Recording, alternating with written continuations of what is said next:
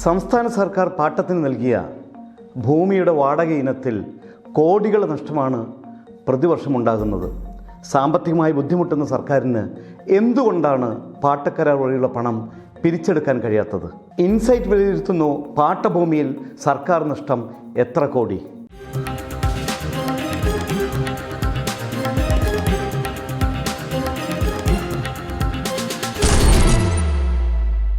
കോടിക്കണക്കിന് രൂപയാണ് സംസ്ഥാന സർക്കാരിൻ്റെ പാട്ടഭൂമി വാടക ഇനത്തിൽ കിട്ടാനുള്ളത് എന്ന് പറയുമ്പോൾ ആരും അത് കാര്യമായി എടുക്കാറില്ല. എന്നാൽ ഇതിന് പിന്നിൽ വലിയ ശക്തികൾ പ്രവർത്തിക്കുന്നു എന്ന് കാണുമ്പോഴാണ് അതിലെ ഗൗരവം വർദ്ധിക്കുന്നത്. നിലവിൽ 436 കോടി രൂപയാണ് പാട്ടക്കരാർ വഴി സർക്കാരിന് ലഭിക്കാനുള്ളത്.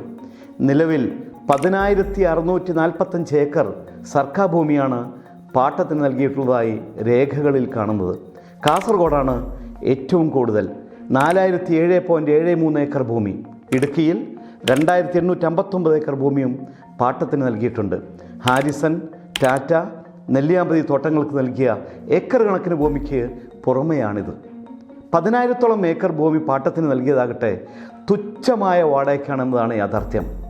കാലാകാലങ്ങളായി പാട്ടക്കരാർ പുതുക്കാത്തതും നിരക്ക് വർദ്ധിപ്പിക്കാത്തതും ഇതിന് കാരണമാണ്. എന്നിട്ട് പോലും 436 കോടി രൂപയോളം സർക്കാരിന് ലഭിക്കാനുണ്ട്. ഈ തുക പിരിച്ചെടുക്കുന്നതിന് തടസ്സമായി നിൽക്കുന്നത് കേസുകളും കോടതി സ്റ്റേകളുമാണ്. തൃശ്ശൂർ ജില്ലയിൽ നിന്നാണ് ഏറ്റവും കൂടുതൽ തുക പിരിഞ്ഞു കിട്ടാനുള്ളത്, 165.53 കോടി രൂപ. എറണാകുളം ജില്ലയിൽ നിന്ന് 110.73 കോടി രൂപയും തിരുവനന്തപുരത്ത് നിന്ന് 100.04 കോടി രൂപയും പിരിഞ്ഞു കിട്ടാനുണ്ട്. സർക്കാരിൻ്റെ ഖജനാവിലേക്ക് കിട്ടേണ്ട 436 കോടി രൂപയിൽ 88.9% കോടതി സ്റ്റേയിലാണ്. അതായത് 388 കോടി രൂപയുടെ കാര്യം കോടതിയിലാണ്. സ്റ്റേയുടെ കാര്യത്തിൽ തൃശ്ശൂർ ജില്ലയാണ് മുൻപന്തിയിൽ. തൃശ്ശൂരിൽ നിന്ന് പിരിഞ്ഞു കിട്ടാനുള്ള തുകയുടെ 100% കോടതി സ്റ്റേയിൽപ്പെട്ട് കിടക്കുകയാണ്. എറണാകുളം ജില്ലയിൽ നിന്ന് പിരിഞ്ഞു കിട്ടാനുള്ള തുകയുടെ 98%, തിരുവനന്തപുരം ജില്ലയിൽ 76% കോടതി സ്റ്റേയിലാണ്.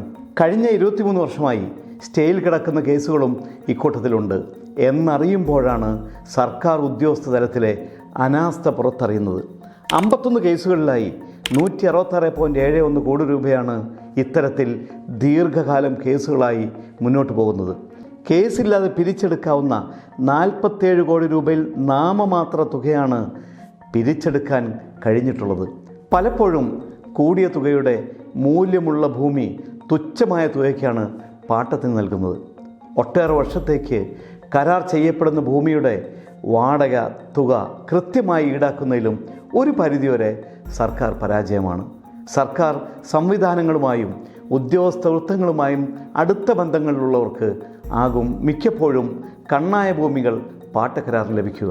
കരാർ നൽകിയ ഭൂമി പിന്നീട് ഒരിക്കലും തിരികെ ലഭിക്കാത്ത സാഹചര്യങ്ങളും ഉണ്ടായിട്ടുണ്ട്. തുച്ഛമായ തുക ഫീസ് അടച്ച് കരാർ ഒപ്പിട്ട ശേഷം രേഖകളിലും മറ്റും ക്രമക്കേട് നടത്തി സർക്കാർ ഭൂമികൾ സ്വകാര്യ വ്യക്തികൾ സ്വന്തമാക്കിയ സംഭവങ്ങളും കേരളത്തിൽ നടന്നിട്ടുണ്ട്. നിരവധി പേരാണ് നിലവിൽ സർക്കാർ ഭൂമികൾ അനധികൃതമായി കൈവശം വച്ചിരിക്കുന്നത്. ഇത്തരക്കാരെ കണ്ടെത്തുവാനും ഭൂമി തിരികെ പിടിക്കുവാനുമുള്ള നടപടികൾ ആരും സ്വീകരിക്കുന്നില്ല എന്നതാണ് യാഥാർത്ഥ്യം. സമീപകാലത്ത് പുറത്തിറങ്ങിയ CAG റിപ്പോർട്ട് ഏറെ ഞെട്ടിക്കുന്നതായിരുന്നു. സർക്കാരിൻ്റെ ഉടമസ്ഥയിലുള്ള ഭൂമി സ്വകാര്യ വ്യക്തികൾ അന്യോന്യം വരുമാനത്തിനു വേണ്ടി ഉപയോഗിക്കുകയും എന്നാൽ സർക്കാരിന് ലഭിക്കേണ്ട വാടക ഇനത്തിലുള്ള തുക ലഭിക്കാതെയും വരുന്നു. ഇത് ഗുരുതരമായ സാഹചര്യമാണെന്നും ഖജനാവിന് കോടിക്കണക്കിന് രൂപയുടെ നഷ്ടമുണ്ടാക്കുന്നുവെന്നും CAG റിപ്പോർട്ടിൽ വ്യക്തമാക്കിയിരുന്നു.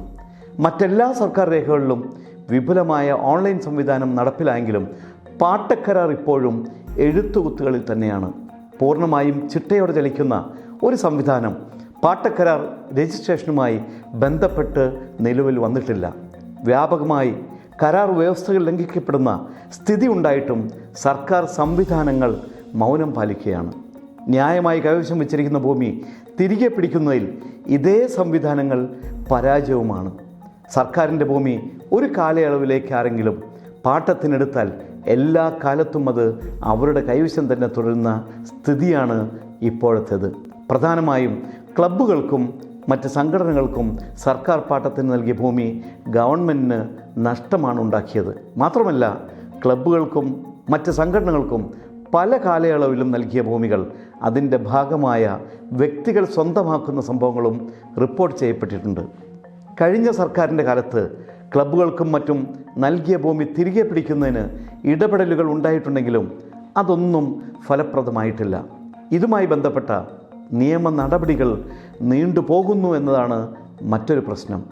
പാട്ടക്കരാർ സംബന്ധിച്ച പ്രശ്നം കോടതിയിലേക്ക് എത്തുമ്പോൾ ആ കേസ് വർഷങ്ങളോളം നീണ്ടുപോകും.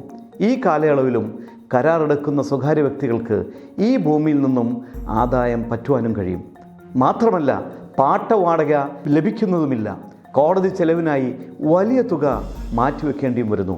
പതിച്ച് നൽകപ്പെടുന്ന ഭൂമി മറ്റാവശ്യങ്ങൾക്ക് വേണ്ടി ഉപയോഗപ്പെടുത്തുന്ന സാഹചര്യങ്ങളും നിരവധിയാണ്. പാട്ടക്കരാർ ഭൂമി രജിസ്ട്രേഷൻ സംബന്ധിച്ച രേഖകളും മറ്റും കൃത്യമായി സൂക്ഷിക്കപ്പെടുകയും ചെയ്യുന്നില്ല. ചില രേഖകളാകട്ടെ ബോധപൂർവമാണോ നഷ്ടപ്പെടുന്നതെന്ന സംശയവും ഉണ്ട്. സർക്കാരിലേക്ക് ലഭിക്കേണ്ട പാട്ടവാടകയിൽ വൻ കുടിശ്ശിക വരുമ്പോൾ വലിയൊരു തുക കുറച്ച് നൽകുന്നത് എന്തിനു വേണ്ടിയാണെന്ന് മനസ്സിലാകുന്നില്ല. ആരുടെ താൽപ്പര്യങ്ങൾ സംരക്ഷിക്കാനാണ് ഇത്തരം നീക്കമെന്നും അറിയേണ്ടതുണ്ട്. സർക്കാർ ഭൂമി പാട്ടത്തിനെടുത്ത് വൻകിട കരിങ്കൽ ക്വാറികൾ നടത്തുന്ന പ്രമുഖരും നമ്മുടെ കൂട്ടത്തിലുണ്ട്. ഇതിൽ നിന്നും ലഭിക്കുന്ന വൻ വരുമാനത്തിൻ്റെ ചെറിയൊരളവ് പോലും സർക്കാരിലേക്ക് ലഭിക്കുന്നില്ല എന്നതാണ് വാസ്തവം. സാമ്പത്തിക ഞെരുക്കം നേരിടുന്ന സർക്കാർ വരുമാനം ലഭിക്കാത്ത ഈ പാട്ടക്കരാറുകളെല്ലാം റദ്ദാക്കാൻ മടിക്കുന്നത് എന്തുകൊണ്ട്?